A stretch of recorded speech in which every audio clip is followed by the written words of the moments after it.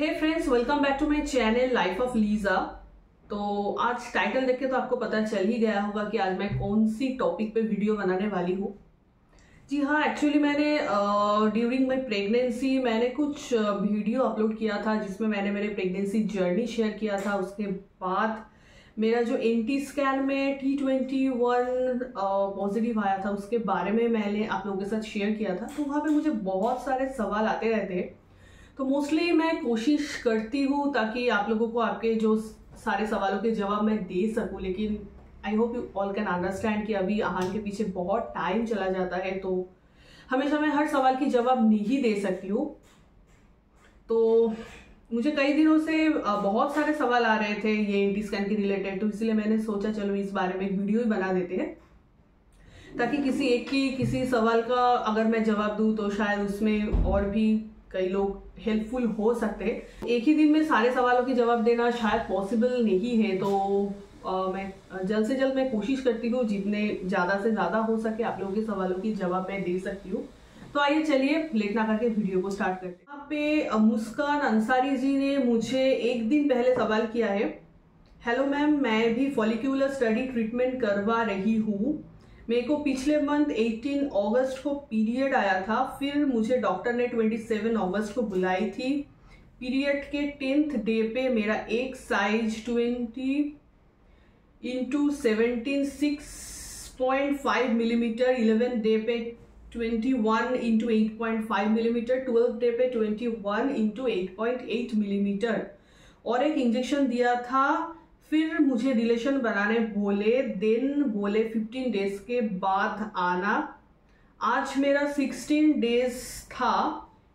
आज मैं गई थी, मेरे ट्रांसवेजनल अल्ट्रासाउंड किया, उसमें लेफ्ट ओवरी 10 मिलीमीटर फॉलिकल बताया और नेगेटिव रिजल्ट बताया है। फिर बोले वेट करके टेस्ट करो। अभी मैं बहुत कंफ्यूज हो रही हूँ कि प्रेगनेंसी है या नहीं, प्लीज रिप्लाई। देखिए यहाँ पे मैं एक ही बात कहूंगी, मेरे टाइम पे जो हुआ था, मेरा एक दिन छोड़ के फॉलिक्यूलर स्टडी होता था। पीरियड्स के कुछ 7 डे से स्टार्ट होता था, 7 डे 9 डे 11 डे 13 डे ऐसे करके होता था।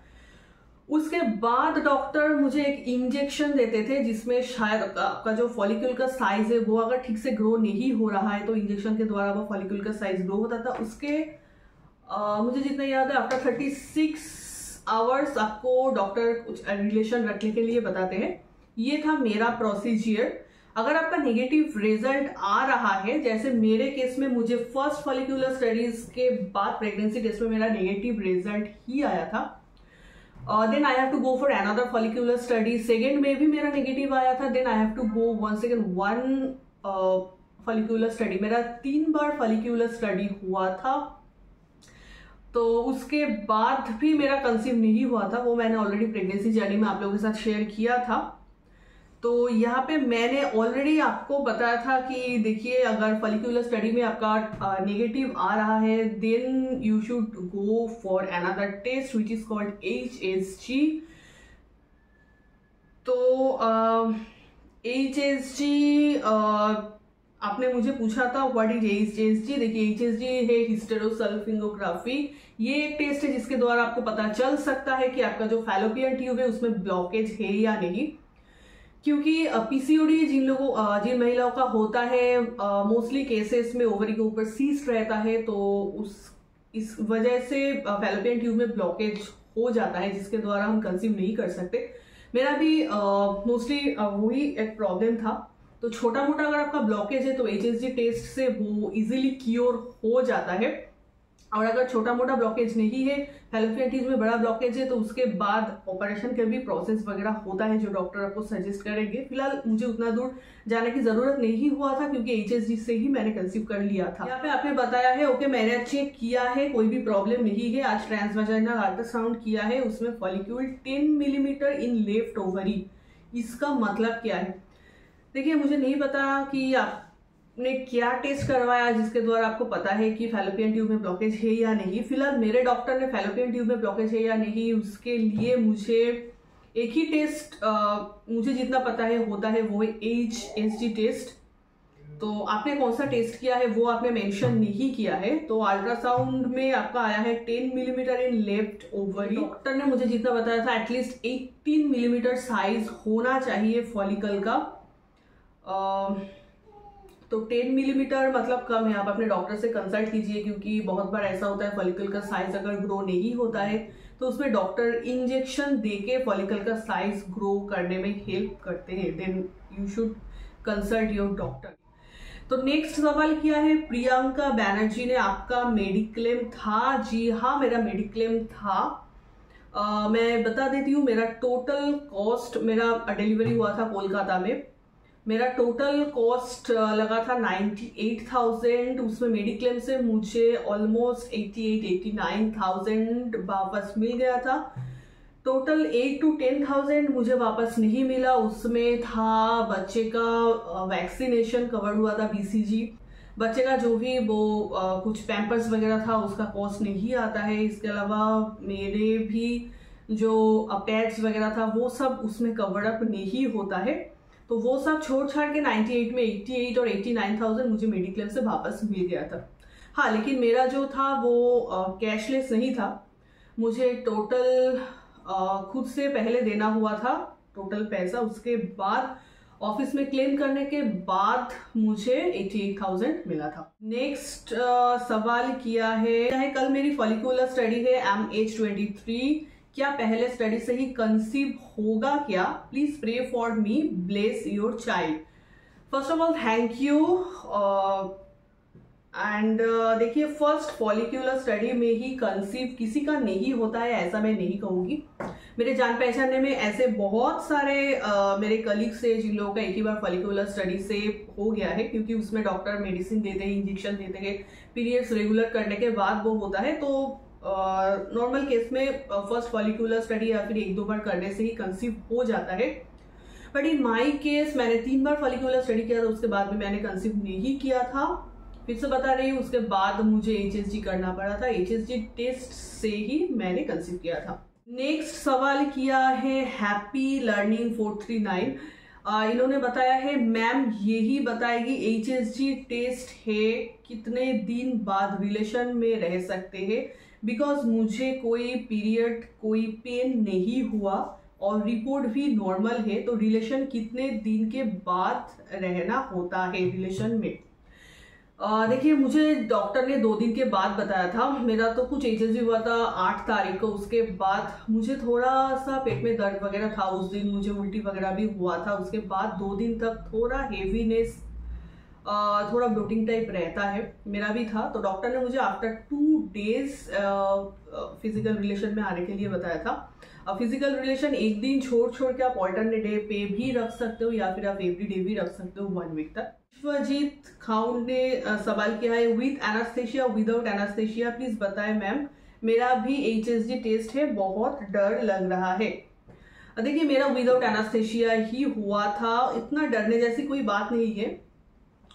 मैं भी मतलब बहुत ज्यादा हार्डवर्किंग मैं भी नहीं हूँ, तो थोड़ा बहुत दर्द होता है, 5-7 मिनट के लिए आपको थोड़ा सा टॉलरेट करना है, उसके बाद सब कुछ एकदम नॉर्मल है और इसका कोई साइड इफेक्ट वगैरह भी नहीं है। बट ये बहुत ही यूजफुल एक टेस्ट है, डर के वजह से आप पीछे मत हट जाइएगा, क्योंकि फिलहाल आज मैं जो माँ बन पाई हूँ वो ये टेस्ट के ही वजह से मैं हो पाई हूँ। और हाँ, किसी हॉस्पिटल में शायद विद एनास्थेशिया भी होता है। मैं जहाँ पे रहती हूँ वहाँ पे ही कुछ दूर एक हॉस्पिटल में होता है विद एनास्थेशिया, मैंने ऐसा सुना है। उसका कॉस्ट थोड़ा ज्यादा है, लेकिन फिलहाल मैं जिस गायनोलॉजिस्ट को दिखाती थी उन्होंने मुझे विदाउट एनास्थेशिया ही रेफर किया था। इश्मा जैन जी ने सवाल किया है ma'am I am 3 month pregnant and NT scan में बेबी का नेक का थिकनेस 3.4 मिलीमीटर आया है एंड डबल मार्कर टेस्ट भी पॉजिटिव आया है 1:40। अब क्या करना चाहिए? देखिए, डबल मार्कर टेस्ट में आपका जो पॉजिटिव आया है T21 1:40, 1:40 मतलब यह हाई रिस्क है, क्योंकि इसका कट ऑफ होता है 1:250। मेरा मुझे एग्जैक्ट याद नहीं है, मुझे जितना याद है कुछ 1:69 या फिर 70 ऐसा मेरा रिस्क आया था।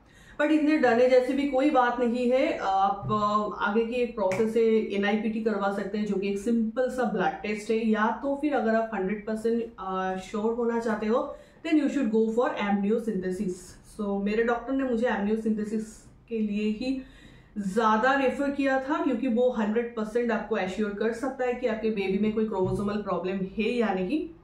Now it's up to you. तो फिलहाल तो मैं और एक बात कहना चाहूँगी, जो गलती मैंने किया था एक छोटा मोटा लैब से, मैंने फर्स्ट ऑफ ऑल ये NT scan double marker test वगैरह किया था। वो अगर आप कर रहे हो तो वो मत कीजिए, पहले आप जाइए कोई रिनाउंड लैब पे। जैसे मैंने सेकेंड टाइम एसाडेल से किया था तो वहाँ पे मेरा रिपोर्ट एकदम नॉर्मल आया था। फर्स्ट टाइम छोटे लैब से किया था तो उसका रिपोर्ट गलत आया था, क्योंकि वहाँ पे जो डॉक्टर रहता है वो थोड़ा एक्सपीरियंस्ड होना चाहिए ये बारे में, क्योंकि ये एक बहुत ही मतलब क्रिटिकल एक टेस्ट होता है। तो अगर आप किसी छोटे मोटे लैब से करवा रहे हो देन प्लीज़ आप किसी रिनाउंड लैब से फिर से करवाइए। अगर ऑलरेडी आपने रिनाउंड लैब से किया है फिर भी आपका नेगेटिव आया है then you have to choose any one test, either NIPT और एमनियोसिंथेसिस। उसके बाद नैना जी ने सवाल किया है, मैम NT स्कैन का रिपोर्ट और डबल मार्कर टेस्ट का रिपोर्ट कब तक देते हैं? देखिए NT स्कैन का रिपोर्ट मैंने जैसे मुंबई से किया था NT स्कैन, तो उसी दिन मुझे मिल गया था। कुछ आधे घंटे मुझे वेट करना हुआ था तो मुझे उसी दिन मिल गया था। लेकिन डबल मार्कर टेस्ट का रिपोर्ट मिलने में मुझे कुछ एग्जैक्ट याद नहीं है, 3 to 4 डेज का टाइम लगा था। मतलब विद इन 1 वीक आपको मिल जाएगा। हाँ, अगर आप कोलकाता से करते हो, जैसे मैंने एक टाइम के बाद कोलकाता से जाके मेरी डिलीवरी हुई थी, तो वहाँ पे USG का रिपोर्ट भी मुझे सेम डे नहीं मिला था। उसके लिए भी मुझे 2-3 दिन वेट करना पड़ा था। तो इट डिपेंड्स आप कौन सी जगह पे रहते हो। यहाँ पे पल्लवी सूर्यवंशी जी ने सवाल किया है, डबल मार्कर नेगेटिव आया है मेरा पर नेजल बोन एब्सेंट रहा है 13 week, any suggestion for me, please reply any one. देखिए ये सवाल बहुत ही कॉमन सा सवाल है। ऐसे बहुत सारे केसेस में होता है कि 13 वीक्स में जो है उसमें नेजल बोन एब्सेंट रहता है। तो NT स्कैन के साथ साथ आपने डबल मार्कर भी किया था, तो इसमें डरने जैसी कोई बात नहीं है। You can wait for the anomaly scan. Anomaly scan 20 weeks में होता है। अगर आपको उतने दिन तक वेट नहीं करना है, उससे पहले भी आप एमनियोसिंथेसिस या फिर NIPT कर सकते हैं। मेरे हिसाब से एमनियोसिंथेसिस आप कर सकते हैं, क्योंकि वो 100% एश्योर है। NIPT 100% एश्योरेंस आपको नहीं देगा, 96%। तो यू शुड गो फॉर एमनियोसिंथेसिस। इतना डरने जैसी कोई बात नहीं है। बहुत सारे बच्चों की ऐसा होता है, 13 वीक्स में नेजल बोन एब्सेंट है, फिर 16 वीक्स में डॉक्टर फिर से टेस्ट करते हैं, 16 to 17 वीक्स में नेजल बोन आ जाता है। So please don't worry. Sania Ansari ji ने सवाल किया है, what was your age when you conceived?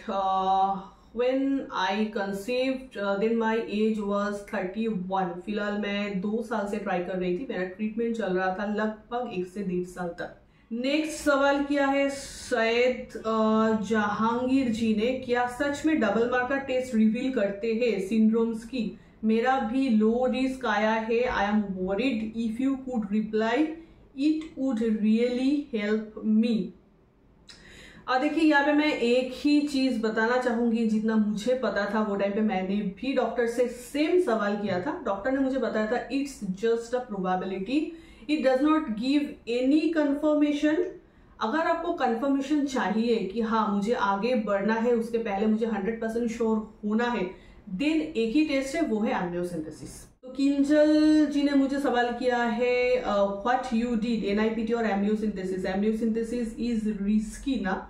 देखिए मैंने NIPT एमनियोसिंथेसिस कुछ भी नहीं किया था। मैंने फर्स्ट टाइम एक छोटे मोटे लैब से किया था, नेक्स्ट टाइम मैंने एसाडेल से किया था। सेम डबल मार्कर और जो डबल मार्कर टेस्ट जो होता है वो मैंने एसाडेल से किया था। उस टाइम पे मेरा रिपोर्ट एकदम नॉर्मल आया था और डॉक्टर ने मुझे बताया था मेरी एज के हिसाब से, और वो टाइम पे मेरा जो फिजिकल कंडीशन था, डॉक्टर ने मुझे बताया था वैसा कुछ डाउन सिंड्रोम वाला कुछ प्रॉब्लम होने की चांसेस मुझे नहीं था।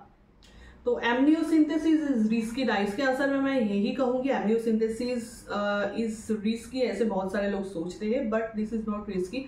बहुत कम केसेस में 0.5 to 1 केसेस में ऐसा बैड लक होता है जिस केसेस में बच्चे की कुछ भी प्रॉब्लम हो सकता है। अदरवाइज आप किसी भी अच्छे डॉक्टर के पास, किसी भी अच्छे लैब में जाते हो, वहाँ पे जो फेटल मेडिसिन का एक्सपर्ट डॉक्टर्स होते हैं वो लोग सब कुछ अच्छे ही नीडल्स वगैरह यूज करते हैं, और जो यूएसजी मॉनिटर वगैरह होता है सब कुछ ऐसे होता है जिसमें आपको या फिर आपके बेबी को कोई भी प्रॉब्लम होने की चांसेस नहीं है। So don't worry about this. इसके बाद सैयद जहांगीर जी ने सवाल किया है, आपने तो कहा हाई रिस्क है डबल मार्कर में, बट आपका बच्चा ठीक है by the grace of God, but कैसे? देखिए हाई रिस्क मैंने आप लोगों को बहुत बार बताया है। हाई रिस्क मेरा आया था छोटे लैब से करने के बाद। जब मैं बड़े लैब से किया था वहाँ पे स्क्रीन नेगेटिव आया था, कोई भी प्रॉब्लम नहीं था। फिलहाल मेरा बच्चा अभी फिट एंड फाइन है, कोई भी प्रॉब्लम नहीं है उसको। फिलहाल उस्मान जी ने सवाल किया है, आपका बेबी का डेट ऑफ बर्थ क्या है? मेरे बेबी का डेट ऑफ बर्थ है 8 जनवरी 2023। सुष्मिता जी ने सवाल किया है, तुम्हार बेबी कत केजी হয়েছিল? इन्होंने बंगाली में किया है सवाल। इसका हिंदी मतलब है आपके बेबी का वेट कितना था। देखिए at the time of birth Aahan का वेट था 2.5 kg। यहाँ पे शुभश्री प्रधान जी ने सवाल किया है, hello ma'am, my NT scan value at 13 week in 3.1 and doctor suggested for NIPT. Please tell me what is your NT value and how is your baby now? I hope everything is good. देखिए मुझे exactly याद नहीं है, मेरा anti value कुछ 2.4 ऐसा था। तो डॉक्टर ने आपको NIPT अगर सजेस्ट किया है तो then of course you should go for NIPT। उन्होंने कुछ डाउट किया ही होगा, इसीलिए आपको NIPT सजेस्ट किया है। वैसे NIPT से इतना डरने जैसी कोई बात नहीं है, वो एक नॉर्मल सिंपल सा ब्लड टेस्ट है, उसमें आपको कोई दर्द वगैरह नहीं होगा। यहाँ पे नीता देशमुख जी ने कहा है, आपका एंटी मेजर कितना था? मेरा 2.5 आया है और मुझे भी डबल मार्कर करने के लिए बोला है डॉक्टर ने। Please ma'am reply. मेरा एंटी मेजर 2.4 था।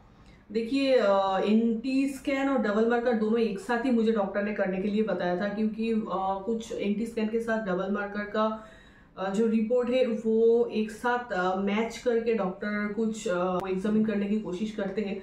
तो आपने अगर सिर्फ एंटी स्कैन किया है तो उसके साथ डबल मार्कर भी कर लीजिए। इट्स मैंडेटरी, ये बहुत ही जरूरी है, मैंने भी किया था। यहाँ पे अर्चना रंजन जी ने सवाल किया है, हेलो मैम, मेरी ट्राइसोमी 1:214 आई है, please pray for me, I am so worried.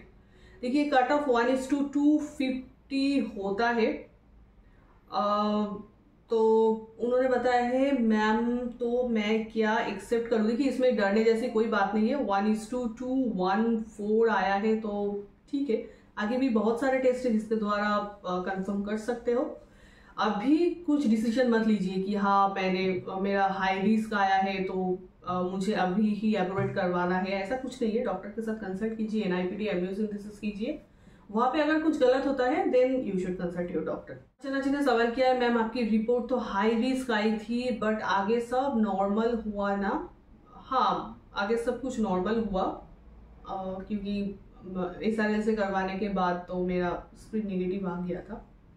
देखिए एक ही सवाल बहुत बार हुआ है, जैसे हेमा जी ने भी सवाल किया है, what happened after double marker positive and how is your baby now?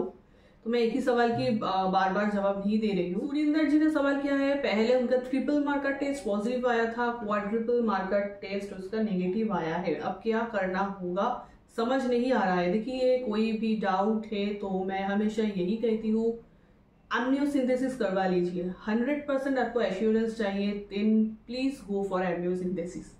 बहुत सारे लोग एम्नियोसिंथेसिस के नाम से डर जाते हैं, then they should go for NIPT, but in my choice, जैसे कि मेरे गायनोलॉजिस्ट ने मुझे बताया था, amniocentesis is the best. Surinder ji ने सवाल किया है, उसका क्या चार्ज लगे आपको? देखिए वो टाइम पे मैंने बहुत सारे जगह पे मैंने पूछा था कि इस टेस्ट का कितना खर्चा है। तो यहाँ पे मुंबई में मादरहुड बोल के एक हॉस्पिटल है खारगार में, वहाँ पे NIPT का कॉस्ट बताया था मुझे 28,000। वो मुझे कुछ ज़्यादा लगा था। उसके बाद मैंने SRL पे पूछा था, वहाँ पे मुझे कॉस्ट बताया गया था 15,000। और एमनियोसिंथेसिस के लिए मैं नहीं गई थी पूछने के लिए, लेकिन फिलहाल मुझे जितना पता है उसका कॉस्ट अराउंड 10 to 15,000 के आसपास आता है। मेकर्स मो लीजा जी ने मुझे सवाल किया था आपके डॉक्टर कौन था। देखिए, मेरी डिलीवरी हुई थी कोलकाता से, मेरा डॉक्टर था doctor DP Shah. He is one of our relatives, मेरे ससुराल के तरफ से वो रिलेटिव्स है। तो वो उनको मैं कंसल्ट करने के लिए जाती थी। वहाँ पे बागुई हाटी बोल के एक जगह है, वहाँ पे एपेक्स नर्सिंग होम में वो बैठता था, तो वहाँ पे मैं उनको कंसल्ट करती थी। उसके बाद मेरा डिलीवरी हुआ था डिवाइन नर्सिंग होम पे, उसके बारे में मैंने वीडियो ऑलरेडी शेयर किया है आप लोगों के साथ। पे कुंतलिका मित्र दास जी ने सवाल किया है, how much the cost was, please reply, mediclaim में कितना कवर हुआ है। देखिए, मैंने ऑलरेडी आप लोगों को बताया है टोटल कॉस्ट मेरा खर्चा हुआ था 98,000, उसमें से कुछ 88 planning for my delivery there, yes of course you can go there. तो यहाँ पे सत्य नारायण जी ने सवाल किया है, my wife NIPT report is negative, should we still go for amniocentesis. देखिए, mostly doctor don't recommend any further test if NIPT report is negative, क्योंकि NIPT पे भी आप ऑलमोस्ट एज पर माई डॉक्टर 99% आप श्योर हो सकते हो। तो NIPT में अगर नेगेटिव आया है देन डोंट वरी, आप you should wait for anomaly scan जो कि 20 वीक्स में होता है। I hope everything will be fine. तो फ्रेंड्स, आई होप मैंने बहुत सारे सवालों का आप लोगों को जवाब दिया।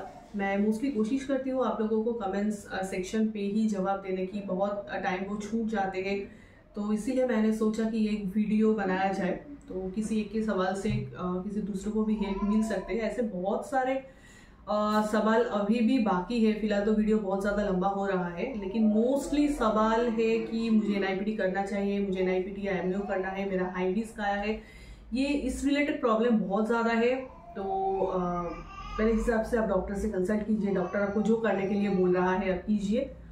और ये तो है प्रेगनेंसी के बाद, और प्रेगनेंसी के टाइम पे जो फॉलिकुलर स्टडीज़ हुए, फॉलिकुलर स्टडीज़ अब कीजिए, उसमें भी कंसीव नहीं हो रहा है, तो HSG कीजिए, इसमें डरने जैसी कोई बात नहीं है।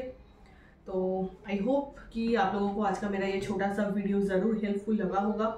अगर हेल्पफुल लगा है तो प्लीज़ एक लाइक ज़रूर कर देना, और अगर आपने अभी तक चैनल को सब्सक्राइब नहीं किया है प्लीज़ आगे जाके चैनल को सब्सक्राइब कर देना, ताकि ऐसे बहुत सारे इंफॉर्मेटिव वीडियो लेके मैं आप लोगों के पास आ सकूं और आप लोगों को भी इससे थोड़ा हेल्प मिल सके। मिलते हैं नेक्स्ट वीडियो पे, टिल देन बाय बाय।